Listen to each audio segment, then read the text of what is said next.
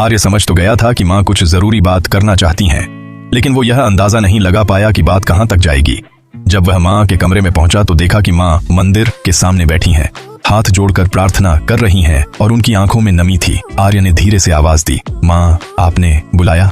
माँ ने उसकी ओर देखा, एक पल के लिए चुप रहीं, फिर धीमे स्वर में बोली, आर्य बैठो, कुछ जरूरी बात करनी है तुमसे। आर्य माँ के पास बैठ गया। माँ ने उसका हाथ थाम लिया और कहा, बेटा तुम्हें पता है कि मैं हमेशा तुम्हारे फैसलों का सम्मान करती रही हूँ, लेकिन एक माँ होने के नाते कुछ जिम्मेदारियां होती हैं, कुछ सपने होते हैं जो वो अपने बेटे के लिए देखती है। तुम्हारी शादी को लेकर मैंने हमेशा तुम्हारी पसंद का इंतजार किया, लेकिन अब वक्त आ गया है कि मैं एक माँ के तौर पर अपना मन तुम्हारे सामने रखूं। आर्य थोड़ा असमंजस में था। उसने कहा, माँ आप साफ साफ कहिए आप क्या चाहती हैं। माँ ने एक गहरी सांस ली और कहा, मैं चाहती हूं कि तुम अनु से शादी कर लो। यह सुनकर आर्य के चेहरे पर आश्चर्य की लहर दौड़ गई। अनु वही अनु जो बचपन से उसके साथ बली बढ़ी, उसकी सबसे अच्छी दोस्त रही। माँ ने आगे कहा, अनु एक अच्छी लड़की है, उसने इस परिवार के लिए जो किया है वो कोई और नहीं कर सकता। जब तुम्हारे पापा की तबीयत खराब हुई थी, उसने घर की जिम्मेदारी बिना कहे उठा ली थी। जब तुम्हारी बहन की शादी टूटने की कगार पर थी, अनु ने ही समझदारी से सब कुछ संभाला था। ऐसे में क्या वो इस घर की बहू नहीं बन सकती? आर्य चुपचाप माँ की बातें सुन रहा था। माँ ने उसकी आंखों में देखा और कहा, मुझे पता है कि तुम्हारे दिल में कुछ और है, शायद किसी और के लिए भावनाएं रही हो, लेकिन समय और परिस्थिति बहुत कुछ बदल देते हैं और मैं देख रही हूँ कि अनु के दिल में तुम्हारे लिए क्या है। वो तुम्हें बहुत मानती है, तुम्हारी परवाह करती है। क्या तुम उस लड़की को जीवन साथी बनाकर अपने और उसके जीवन को एक नई दिशा नहीं दे सकते? आर्य गहरी सोच में डूब गया।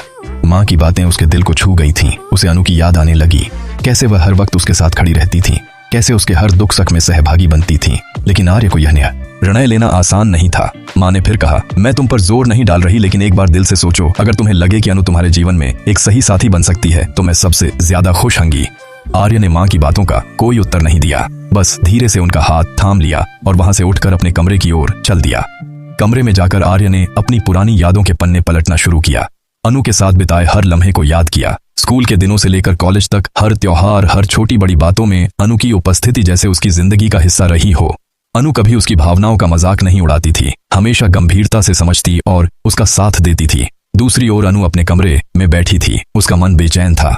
वह जानती थी कि आज आर्य की माँ ने उससे कुछ ऐसा कहा है जो आर्य के जीवन का रास्ता बदल सकता है। अनु ने कभी नहीं चाहा था कि वह आर्य पर किसी तरह का दबाव डाले, लेकिन वह आर्य को एक साथी के रूप में चाहने लगी थी। अनु की माँ ने कमरे में आकर उससे पूछा, बिटिया सब ठीक है? अनु ने एक फीकी मुस्कान के साथ कहा, हाँ माँ सब ठीक है, लेकिन आज आर्य की माँ ने कुछ ऐसा कहा है जो शायद मेरी जिंदगी बदल दे। माँ ने पूछा, क्या कहा उन्होंने? अनु ने धीरे से कहा, उन्होंने आर्य से मेरी शादी की बात की है। अनु की माँ चुप हो गई। उन्हें भी इस बात का अंदाजा था कि एक दिन ऐसा कुछ जरूर होगा, लेकिन वो नहीं जानती थी कि इतना जल्दी होगा। अनु ने कहा, मैं नहीं चाहती कि आर्य किसी दबाव में आकर कोई फैसला ले। अगर उसके दिल में मेरे लिए कुछ भी नहीं है तो मैं उसकी जिंदगी में नहीं आना चाहती। माँ ने अनु को गले लगा लिया और कहा, बिटिया तुम्हारा प्यार सच्चा है और सच्चा प्यार कभी खाली नहीं जाता। अगर किस्मत में है तो सब कुछ अपने आप ठीक होगा। इसी बीच आर्य ने एक फैसला लिया। वह अनु से मिलने गया, लेकिन उससे कुछ नहीं कहा, बस उसकी आंखों में देखा और फिर चुपचाप वहां से चला गया। अनु कुछ समझ नहीं पाई कि वह क्यों आया था और बिना कुछ बोले चला गया। रात को जब आर्य अपने कमरे में बैठा था तो उसके मन में सवालों का तूफान चल रहा था। क्या वह अनु के साथ एक नई शुरुआत कर सकता है? क्या वह अपने मन की दुविधा को पीछे छोड़कर अनु को अपना जीवन साथी बना सकता है? उस रात वह ठीक से सो नहीं सका। सुबह होते ही उसने मंदिर जाकर भगवान से प्रार्थना की, अगर अनु ही मेरे लिए सही है तो मुझे रास्ता दिखाओ। उसी दिन आर्य ने माँ से कहा, माँ आप ठीक कह रही थीं, अनु ही मेरी सच्ची साथी है। माँ की आंखों में खुशी के आंसू आ गए। उन्होंने आर्य को गले लगा लिया और कहा, मैं जानती थी बेटा एक दिन तुम यह समझोगे। इधर अनु को जब यह बात पता चली तो उसकी आंखों में भी आंसू आ गए। आर्य ने जब उससे कहा, अनु क्या तुम मेरी जिंदगी में हमेशा के लिए आओगी? अनु ने बिना कुछ कहे सिर्फ सिर हिला दिया और दोनों की आंखों में एक नई दुनिया बस गई। अनु और आर्य की सगाई की तैयारियां पूरे जोर शोर से शुरू हो चुकी थीं। आर्य की माँ हर छोटी बड़ी बात का ध्यान रख रही थी। मेहंदी का डिजाइन हो या हल्दी की रस्म की सजावट, हर चीज में अनु की पसंद शामिल थी।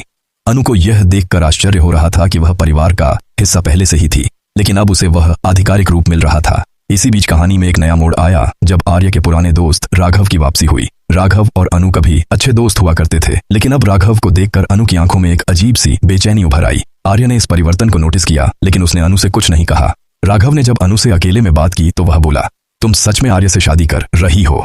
अनु ने झिझकते हुए कहा, हाँ, और मुझे उम्मीद है कि तुम हमारे लिए खुश होगे। राघव ने फीकी मुस्कान के साथ सिर हिलाया, लेकिन उसकी आंखों में कुछ और था, शायद एक अधूरी चाहत या पुराना जख्म।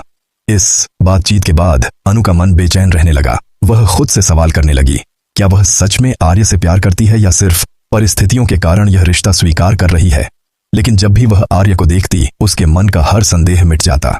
आर्य भी राघव और अनु की पुरानी दोस्ती को लेकर थोड़ा असहज महसूस कर रहा था। उसने यह बात माँ से साझा की। माँ ने कहा, हर इंसान का अतीत होता है बेटा, जरूरी यह है कि तुम दोनों का भविष्य एक दूसरे से जुड़ा है या नहीं। अगर तुम्हारा भरोसा मजबूत है तो कोई भी अतीत उसे नहीं डिगा सकता। आर्य को माँ की बात ने फिर से स्थिर कर दिया। उसने अनु से सीधे बात की, अनु, क्या तुम मुझसे अपने दिल की बात करना चाहोगी? अनु ने कुछ पल चुप रहकर कहा, आर्य, तुम मेरे सबसे अच्छे दोस्त रहे हो, लेकिन आज जब हम जीवन साथी बनने की ओर बढ़ रहे हैं तो मुझे लगता है कि हमें एक दूसरे को और भी बेहतर समझने की जरूरत है। मैं चाहती हूं कि हम शादी से पहले कुछ समय एक दूसरे को नए नजरिए से जानें। आर्य ने मुस्कुराकर कहा, यह तो और भी अच्छा है। दोस्ती के बाद अब प्रेम को समझना है। और यहीं से शुरू हुआ उनका एक नया अध्याय।